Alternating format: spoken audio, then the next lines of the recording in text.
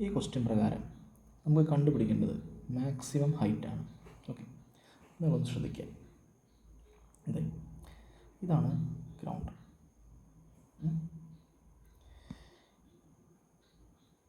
ഇവിടുന്ന്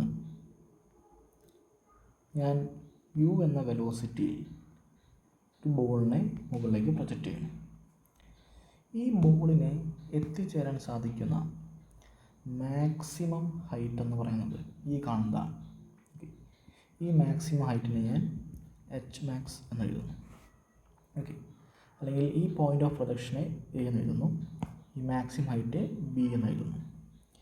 ഇനി സി എന്ന് പറയുന്നത് it's A half of maximum height. അപ്പോൾ നമുക്ക് പറയാം ഈ എയിൽ നിന്നും സിയിലേക്കുള്ള ദൂരം മാക്സിമം ഹൈറ്റിൻ്റെ പകുതി, എച്ച് മാക്സ് ബൈ 2.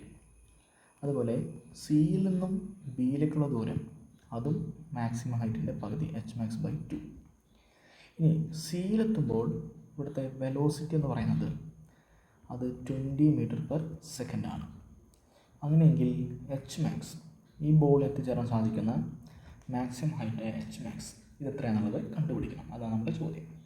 ഓക്കെ, അപ്പോൾ അതിനു വേണ്ടി നിങ്ങൾ സി മുതൽ ബി വരെയുള്ള റീജിയൻ കൺസിഡർ ചെയ്യുക. ഇവിടെ നിങ്ങൾ v² = u² + 2as എന്ന ഇക്വേഷൻ അപ്ലൈ ചെയ്യും.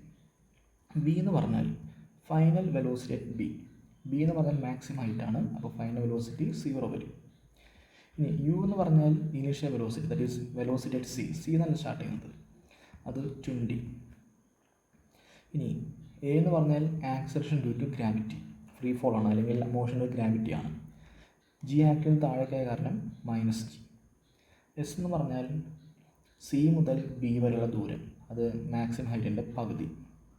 ഓക്കെ, ഇനി ഇത് അപ്ലൈ ചെയ്യുമ്പോൾ 0 = 20² - 2 × 10 × h max by 2 എന്ന് കിട്ടും.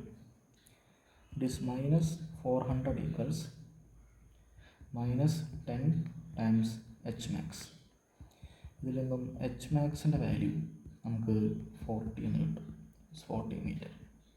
Okay, thank you.